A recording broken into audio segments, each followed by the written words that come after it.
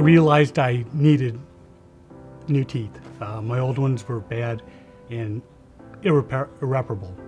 I was very self-conscious because I couldn't smile. I'd be looking at people, but I would also not expose my teeth, which I think is if you're happy inside, you'll smile. Made the phone call, scheduled the visit, and came in, they did the examination. They said, okay, this is what you got, and if you're comfortable with it, just let us know.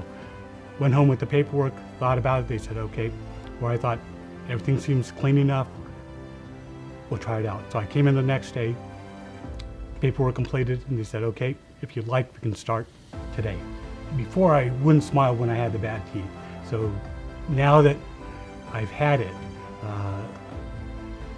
or now that I see how other people, how I feel inside, and I feel good inside, because now there's no need to try to cover anything. I can just express myself, whether it's happy, sad, etc., and not be concerned about trying to form my mouth or my lips to cover my teeth.